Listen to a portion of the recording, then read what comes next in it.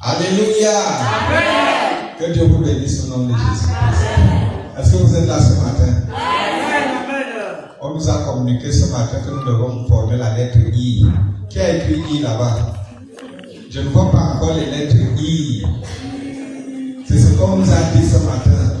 Il faut être attentif aux recommandations du Seigneur. Le Seigneur peut passer par la chorale, le Seigneur peut passer par une exhortation, le Seigneur peut passer par celui qui dirige, on appelle ça comment?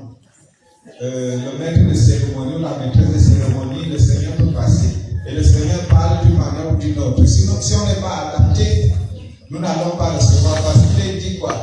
Il y a un terme que j'ai souvent l'habitude d'utiliser, c'est que c'est ton attitude, l'attitude que tu as quand tu es dans la présence de Dieu. C'est cette attitude-là que tu as qui va déterminer ton altitude. Donc ton élévation va venir de la façon d'être devant la présence de Dieu. De ta façon d'être devant la présence de Dieu. Es-tu triste? Si tu es triste devant la présence de Dieu, ça veut dire que tu penses, tu confonds de Dieu. Parce que pour l'autre, le nôtre n'est jamais triste. Et dans sa présence, non. Il ne faut pas être triste. Parce que lui-même nous recommande d'être toujours triste, n'est-ce pas? Ah oui, il dit quoi? Soyez toujours joyeux. Être joyeux, c'est de former au moins la lettre I. Au moins. Là, tu vas tromper même l'adversaire. Quand il va penser qu'il t'oppresse, toi, tu ne fais que écrire I. Et tu ne fais que sourire, il va dire que mais comment? Donc je ne fais rien, il va faire comment? Il va te laisser tranquille. Voilà les touches que notre Père nous donne. Que Dieu vous bénisse. Dis à ton voisin. Que Dieu te bénisse ce matin. Salut ton frère, salut ta mère, dis-lui.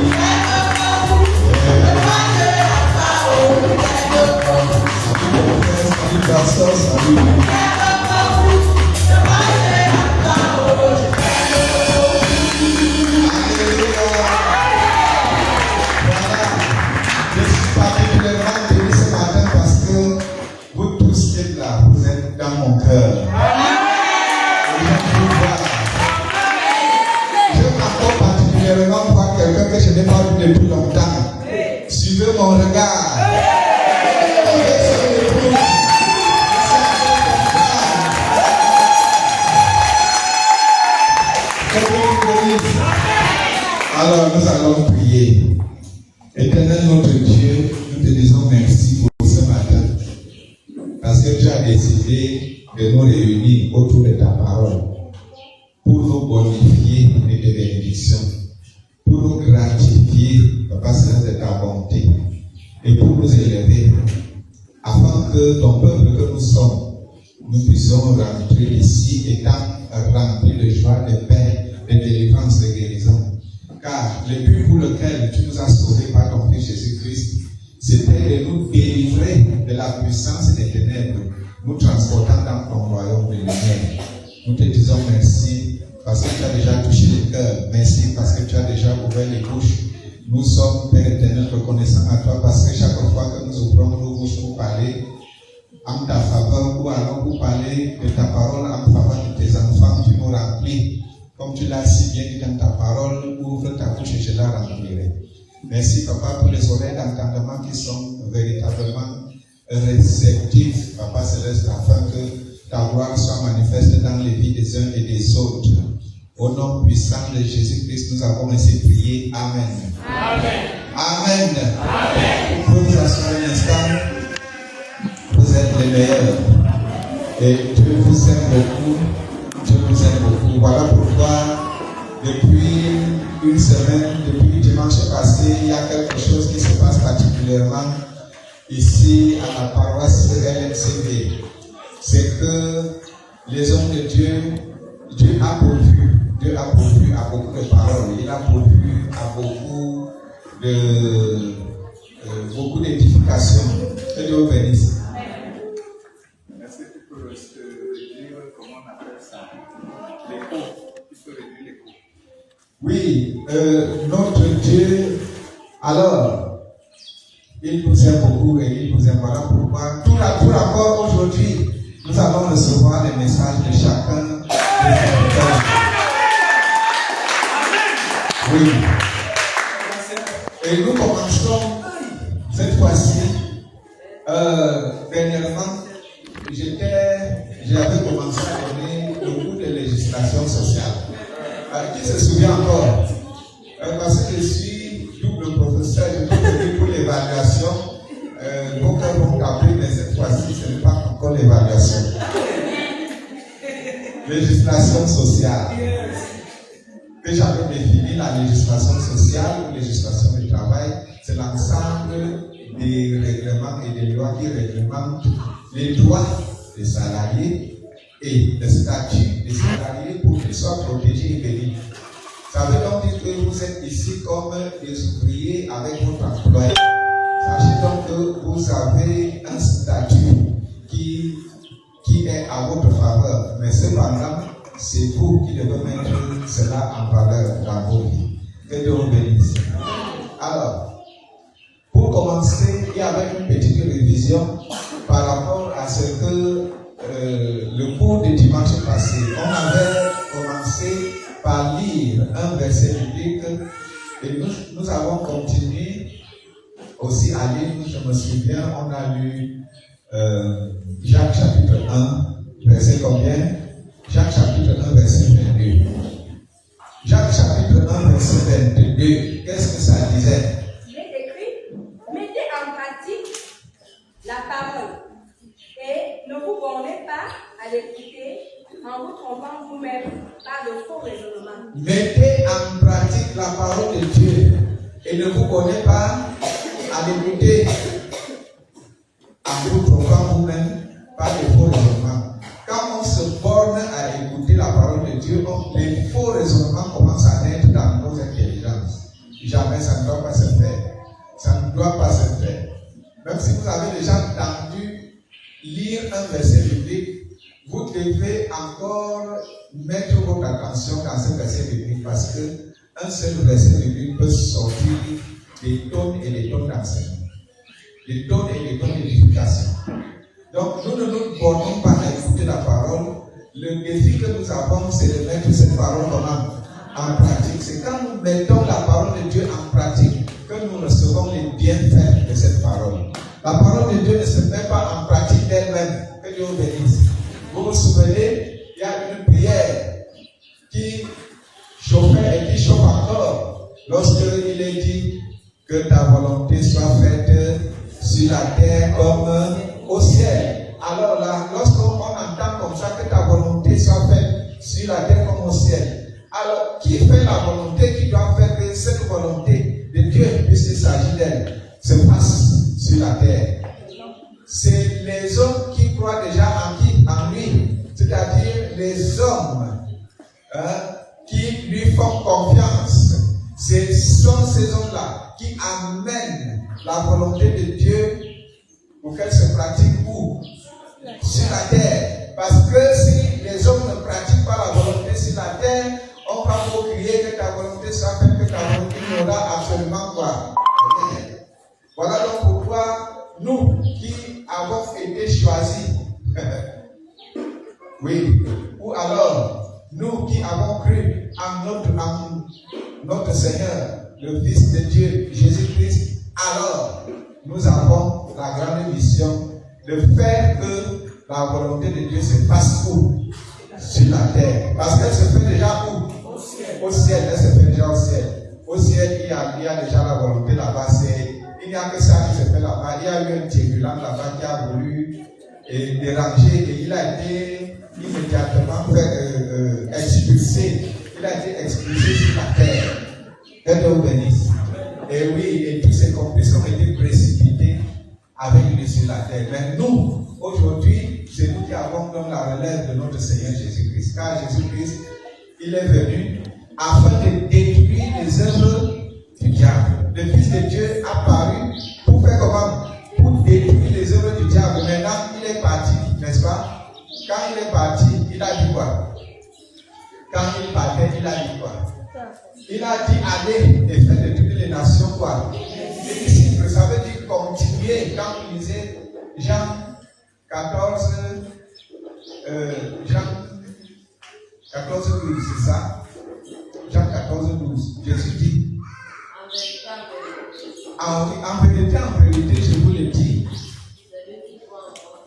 celui qui croit en moi fera les œuvres que je fais et il en ferait même de plus grandes. Pourquoi? Parce que moi, Jésus, je suis appelé à d'autres fonctions. C'est vous qui restez maintenant. Donc, vous là, c'est nous. Que Dieu vous bénisse. C'est nous tous ici. Ce n'est pas seulement nous les pasteurs. Même vous êtes là-dedans. Qui avons la mission de faire que la volonté de Dieu se passe où? Sur la terre. Que Dieu vous bénisse. Nous sommes équipés. Nous sommes comment? Équipés. Dieu nous a équipés. Mais la seule chose que nous devons faire, c'est d'avoir confiance, d'être affermis et d'être résolu à mettre la parole de Dieu comment? En pratique. Tournons nos Bibles de ce matin dans Jean chapitre 14, verset 1. Jean chapitre 14 au verset 1. Écoutons la parole. Chapitre 14, verset 1, il est écrit que votre cœur ne se trouble point. Croyez en Dieu et croyez en moi. C'est le maître qui parle, c'est notre boss, c'est lui qui parle ici, il nous donne des instructions. Il dit quoi? Que votre cœur ne se trouble point. Croyez en Dieu et croyez en moi. Dieu, c'est son boss aussi. Et croyez en lui, c'est notre boss aussi en même temps avec Dieu. Que Dieu vous bénisse. Il y a beaucoup, ce matin, on a commencé par avoir une réprimande. Nous tous, nous avons été réprimandés parce que nous étions un genre. Alors Dieu nous a fait comprendre que non, vous ne devez pas être un genre. Vous devez être comment? Joyeux, jovial.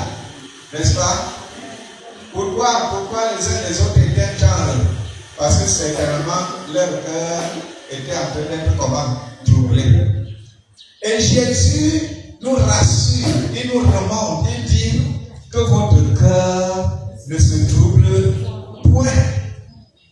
C'est-à-dire jamais notre cœur ne doit pas se troubler. Et il continue en disant quoi?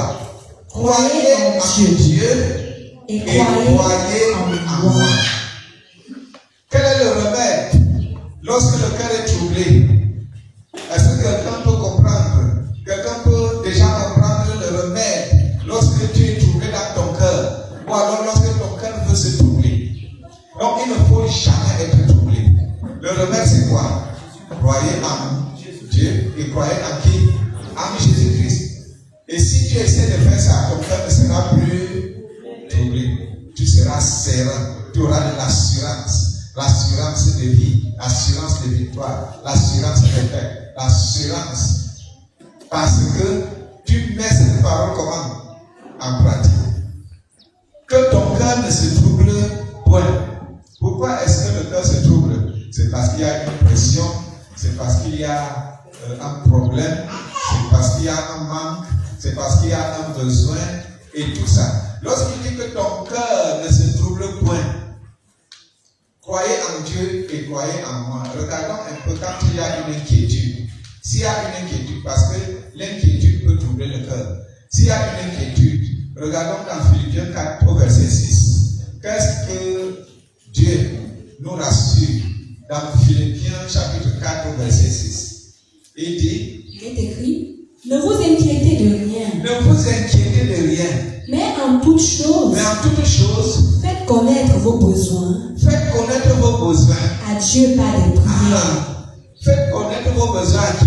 À Dieu. Par quoi? Des prières. Par et des supplications. Et encore? Avec des actions de Et grâce. le résultat c'est quoi? Et la paix de Dieu, qui surpasse toute intelligence, gardera vos cœurs et vos pensées en Jésus. Et la paix de Dieu qui surpasse toute quoi? Intelligence. Toute intelligence gardera quoi?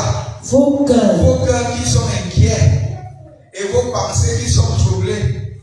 En qui? En Jésus-Christ. Donc, gardera vos cœurs et vos pensées à Jésus-Christ. Vous savez, la parole de Dieu, Dieu a simplifié sa parole. Il faut simplement la comprendre. Parce que si on comprend la parole de Dieu, nous allons seulement éclater en action de grâce, en action de grâce, en action de grâce. Pourquoi? Parce que Dieu veille sur sa parole pour l'exécuter. Lorsque nous mettons une instruction de Dieu en pratique, on reçoit immédiatement les résultats. À cause de l'inquiétude, ton cœur peut être troublé. Et Jésus a dit que votre cœur ne se trouble point. Croyez en qui? En Dieu et croyez en moi. Pourquoi dit croyez en Dieu? Parce que c'est Dieu qui est l'auteur du salut. C'est Dieu qui est l'auteur de toutes choses. Croyez en moi. Pourquoi? Parce que c'est lui qui est l'agent, l'exécutant. Il est venu accomplir toutes choses par sa propre vie. Il a donné sa vie. Il dit croyez en Dieu qui est l'auteur de toutes choses et croyez en moi Jésus qui est je suis l'exécutant. Que Dieu vous bénisse. Amen. Et il a si bien accompli sa mission que nous devons croire en lui et il est devenu la porte, c'est-à-dire le chemin, la vérité et la vie. Personne ne peut aller à Dieu sans passer par qui? Sans passer par lui. Que Dieu vous bénisse. Amen. Alors, à propos de l'inquiétude, si c'est l'inquiétude, il nous dit dans Philippiens 4:6, ne vous inquiétez de rien. C'est la même chose, non? Que votre cœur ne se trouble point. Il dit maintenant, ne vous inquiétez de rien. Croyez en Dieu et croyez en moi. Et ne vous inquiétez de rien parce que, qu'est-ce qu'il faut faire? Faites-moi connaître tous vos besoins. Faites connaître tous vos besoins à Dieu par des prières, des supplications avec des actions de grâce. Si nous appliquons ça, la paix de Dieu qui surpasse toute intelligence gardera nos cœurs et nos pensées en qui? En Jésus-Christ. Si nos cœurs et nos pensées sont gardés en Jésus-Christ, nous sommes bien. Nous n'aurons plus de problème. Parce que nos cœurs, nos pensées, parce que les troubles viennent par les pensées et ça trouble le cœur. Si on a les cœurs en Jésus-Christ, les pensées en Jésus-Christ, ça veut dire que nous-mêmes nous sommes connectés à Jésus-Christ et on n'aura plus besoin de rien parce que tout nous sera pourvu. Ah, je pensais que vous étiez en train de suivre. Vous avez suivi quoi? Est-ce que ça donne? Amen. Est-ce que vous écoutez ça bien? Amen. Voilà. Vous savez, c'est la parole de Dieu qui est la volonté de Dieu. Et quand on est dans les voies de Dieu, alors nous devons marcher avec la parole de Dieu pour réussir. Jésus dit donc que votre cœur ne se trouble point. Nos cœurs ne doivent aucunement être troublés parce que nous devons croire en Dieu passant par lui. Que Dieu vous bénisse. 2 Corinthiens chapitre 1. 2 Corinthiens chapitre 1. Nous allons lire le verset 20. Verset.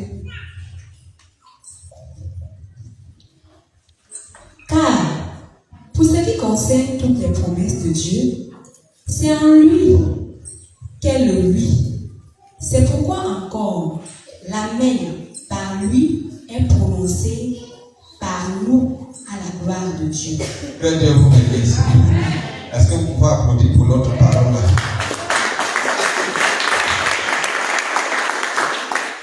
Il y a encore. Car, pour ce qui concerne toutes les promesses de Dieu, Pour ce qui concerne toutes les promesses de Dieu, c'est en lui qu'est le oui. c'est en lui qui est lui là. Qui est le oui. Allons-y. C'est pourquoi encore l'amen par lui est prononcé par nous à la gloire de Dieu. Que Dieu vous bénisse. Il a dit, croyez en Dieu et croyez en moi, n'est-ce pas? Et c'est lui. C'est en lui qu'il y a le oui. C'est en lui qu'il y a l'amen pour toutes les promesses de Dieu. Voilà pourquoi nous devons croire en lui. Croyons en qui? Au Seigneur Jésus-Christ. Parce que c'est par lui que toutes les promesses de Dieu s'accomplissent dans nos vies.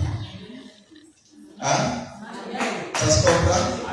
Toutes les promesses de Dieu s'accomplissent dans nos vies par qui?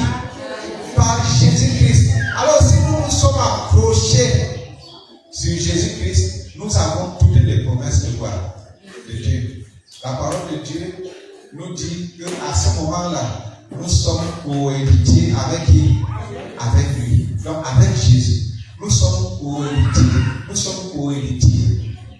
C'est-à-dire, nous et Jésus, nous avons accès à toutes les promesses de Dieu. Tout l'héritage de Dieu. Que Dieu vous bénisse. Car, pour ce qui concerne toutes les promesses de Dieu, tu connais combien de promesses? Tu connais quelle promesse? Tu connais quelle promesse? Personne ne connaît la promesse. Toi, tu connais quelle promesse? Projet. Promesse, pas projet. Il y a quelle promesse là-bas? Hein? L'espérance de la gloire. Hey, que Dieu vous bénisse. Je suis en train de vous voir. Dieu vous voit à travers mes yeux.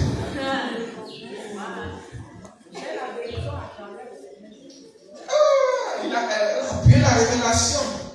Voilà une promesse. Et là-bas, tu as quelle promesse? Au nom de ton Père et ta Mère, afin que tu sois comment? Que tu vives heureux et comment? Longtemps sur la terre. Qui connaît encore notre promesse? Là-bas. La vie éternelle. La fécondité. Que Dieu vous bénisse. Bon, je pose la question autrement. Quel est ton besoin? Tu as quel besoin? Si Jésus arrive ici maintenant là, et il est devant vous, tu as quel besoin? L'argent. Voilà. Même l'argent, c'est une bien promesse de l'argent. N'est-ce pas? Même parce que quand on dit bonheur, c'est bonheur. Même mariage, il y a promesse de mariage. Hein? Même voyage, il y a promesse de voyage. Même santé, il y a promesse de santé. Il est donc dit que dans toutes ces promesses-là, tous les besoins que les uns et les autres vous avez là, c'est en Jésus-Christ qu'est quoi? Le oui. Le oui de ces promesses. C'est-à-dire que ces promesses-là s'approchent parce que ces promesses-là se concrétisent, se réalisent. Parce que tu as accroché sur qui? Sur Jésus-Christ. Est-ce que quelqu'un comprend ça? En ce qui concerne toutes les promesses de Dieu, c'est en lui qu'est le oui. C'est pourquoi encore l'amen par lui est prononcé pour nous. C'est l'amen est prononcé par nous. Nous prononçons même l'amen par qui? Par Jésus-Christ. Par qui encore? Toujours par Jésus. Encore l'amen par lui est prononcé par nous. À la gloire de qui? À la gloire de Dieu. C'est pour cette raison, quand tu pries, comment tu pries? Et quand tu finis ta prière comment? Tu finis ta prière comment? Au nom de Jésus-Christ. Si tu as fini ta prière au nom de Jésus-Christ, sache que la prière est déjà comment? Exaucée. Sauf si toi-même tu refuses qu'elle soit exaucée. Mais Dieu a déjà fait comment? Exaucer. Parce que nous disons Amen par lui, par Jésus-Christ. Parce que il est dit quoi? C'est pourquoi encore l'Amen par Jésus-Christ est prononcé par nous à la gloire de qui? À la gloire de Dieu. Vous savez que quand on dit Amen, au nom de qui? Au nom de Jésus-Christ, on est en train de glorifier qui? Le Tout-Puissant. Que Dieu vous bénisse. Voilà. Que votre cœur ne se trouble donc plus jamais. Croyez en qui? En Dieu, en passant par qui? Par Jésus-Christ. Parce que c'est en lui que toutes les promesses de Dieu s'accomplissent dans ta vie. C'est en lui, c'est en Jésus-Christ. Que Dieu vous bénisse. Voilà. Mais lisons encore. Je ne serai pas long ce matin.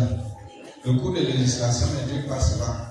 Comme le cours de mathématiques. Ou le cours d'allemand. Que Dieu vous bénisse. Alors, nous sommes dans Hébreux.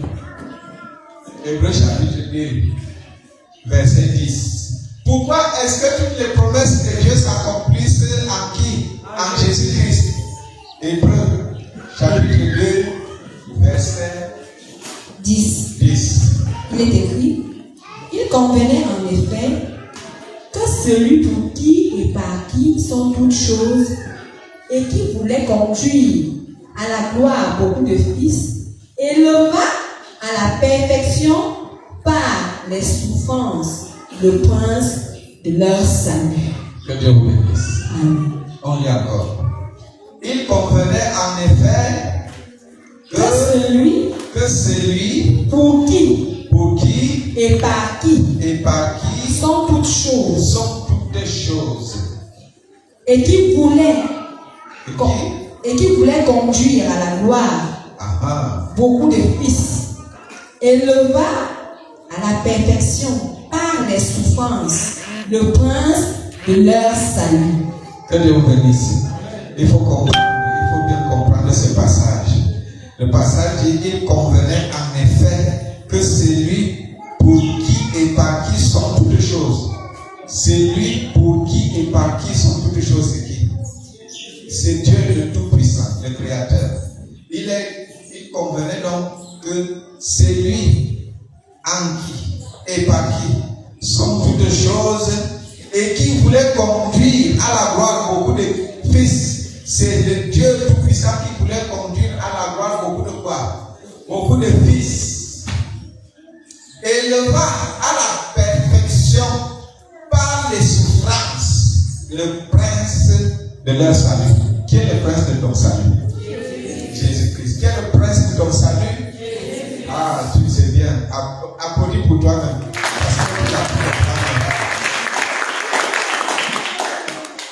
C'est Jésus-Christ qui est le prince de notre salut. Et c'est Dieu, par son propre chef, a décidé d'élever qui? Jésus. Mais il a élevé par quoi? Par les souffrances. Jusqu'à ce qu'il a finalement élevé à la perfection. Parce que quand nous lisons par exemple Philippiens chapitre 2, lorsque nous lisons Philippiens chapitre 2 à partir du verset 9 ou même du verset 6, il est dit, verset 5, et les sentiments qui étaient en Jésus-Christ, lequel qui existait en forme de Dieu n'a point regardé comme une proie arrachée d'être égal à Dieu. Le verset 6 dit, il s'est humilié lui-même en devenant comment? serviteur, il s'est humilié lui-même en devenant un serviteur. Et il a accepté. Il dit, la parole de Dieu nous dit que il a été obéissant jusqu'à la mort, même jusqu'à la mort de la croix. Ça, c'est la façon que Dieu l'a élevé par la souffrance. Et la suite dit que c'est pourquoi aussi Dieu l'a souverainement élevé et lui a donné le nom qui est au-dessus de tout nom, afin qu'au nom de Jésus, tout genou fléchisse au ciel, sur la terre et sur la terre, dans ton corps, dans mon corps, dans ta maison, dans ma maison, dans ton corps, dans mon village et dans ton village, dans ma famille et dans ta famille. Tout genou fait comment? Fléchit au nom de qui? Voilà donc pourquoi Dieu, il convenait en effet que Dieu élève Jésus par la souffrance pour qu'il soit le prince de notre salut. Est-ce que ça se comprend? C'est pour cette raison que nous passons par lui et que ce n'est que par lui que toutes les promesses de Dieu s'accomplissent dans nos vies. Est-ce que c'est clair? C'est clair? Amen. Si là, la main, je vois si c'est clair. Ok, d'accord. Que Dieu vous bénisse. Amen. Nous continuons, comme nous sommes à Hébreux, chapitre 2, continuons juste au verset 14. Lisons maintenant du verset 14 et on s'arrête au verset 16. Hébreux chapitre 2. Hébreux chapitre 2, verset 14 au verset 16. Ainsi donc, puisque les enfants participent au sang et à la chair, il y a également participé lui-même afin que par la mort, il anéantisse celui qui a la puissance de la mort, c'est-à-dire le diable. Bon, si on s'arrête d'abord là, est-ce que tu vois pourquoi ton cœur ne doit plus être troublé? Est-ce que tu comprends déjà la raison pour laquelle ton cœur ne doit plus être comment? Troublé. Avec toutes ces promesses-là, avec tout ce travail abattu, que Dieu a abattu pour toi par son Fils Jésus-Christ, pour que tu sois comment? Heureux, pour que tu réussisses, pour que tu sois en santé, pour que tu sois quelqu'un qui hérite les promesses de Dieu. Est-ce que tu comprends ça? Avec tout ça, est-ce que tu peux donc encore être inquiet? Ton cœur peut-il encore être troublé? Ça veut dire que tu ne comprends pas encore la mission. Tu ne comprends pas encore ce que Dieu a fait pour toi. Que Dieu bénisse.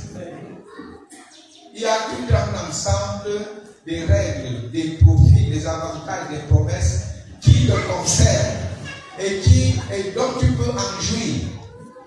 Jour après jour, si tu mets cela comment, si tu mets la parole de Dieu comment en pratique.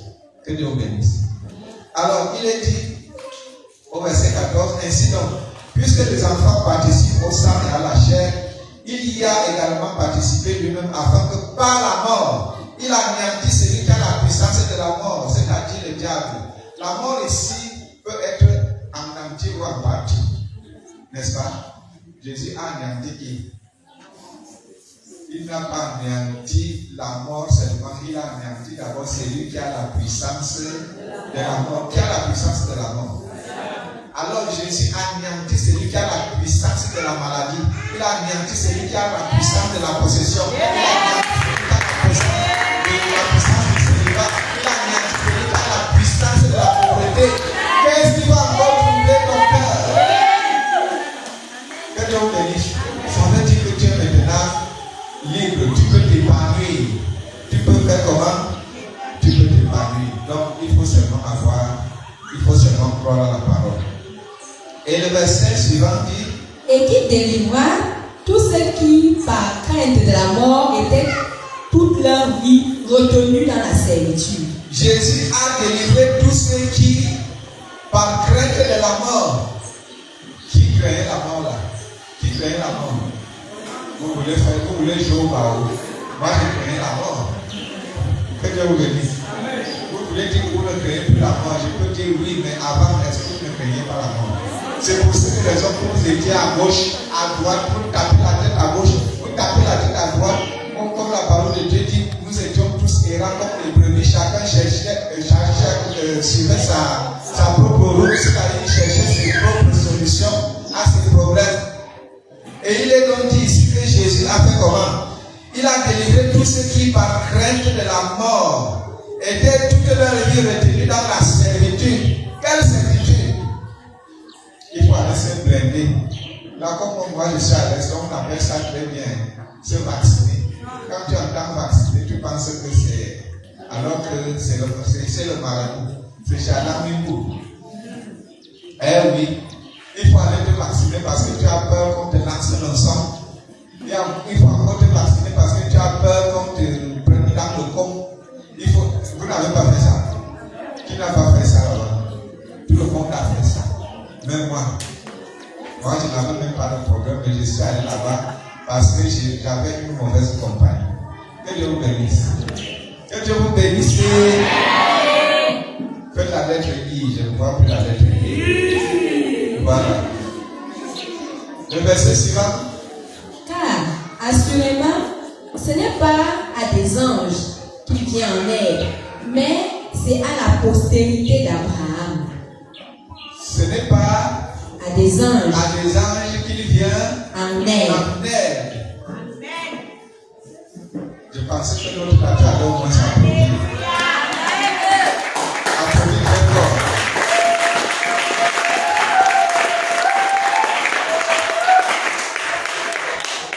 Ce n'est pas à des anges qu'il vient comment? En aide. En aide. C'est à qui? Mais c'est à la postérité d'Abraham. Qui est la postérité d'Abraham ici? Nous tous nous sommes la postérité de qui? D'Abraham. Donc quand Jésus est venu, il a par sa mort, il a anéanti celui qui a la puissance de la mort là. Et il a délivré ceux qui étaient retenus dans la captivité, dans les prisons à cause de la crainte de la mort. Il a fait tout ça. Ce n'était pas en faveur des anges qu'il a fait tout ça. Il a fait tout ça à la faveur de qui? De moi. Dis que Jésus a fait tout ça à la faveur du pasteur. Mais pas le nom.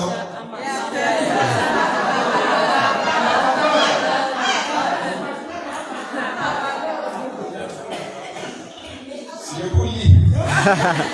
Que Dieu vous bénisse. Voilà. Donc comprenons donc que nous n'avons plus à être troublés. Hein?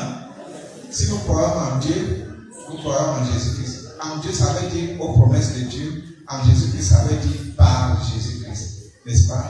Nous croyons aux promesses de Dieu par Jésus-Christ. Et nous allons vibrer de joie dans nos vies. Nous allons vibrer de bénédiction dans nos vies. Parce que Jésus a été élevé par la souffrance. Et cette souffrance-là, c'était pour toi et moi. Voilà pourquoi il est mort, sa mort a anéanti qui? C'est lui qui a la puissance de la mort. Et sa mort nous a donné quoi? La vie.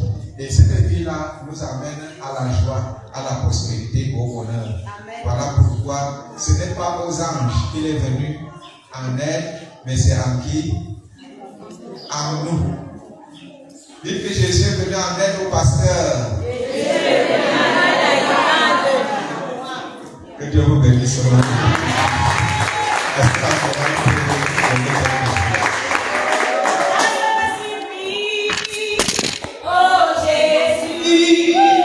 Ta grâce me suffit, oh Jésus.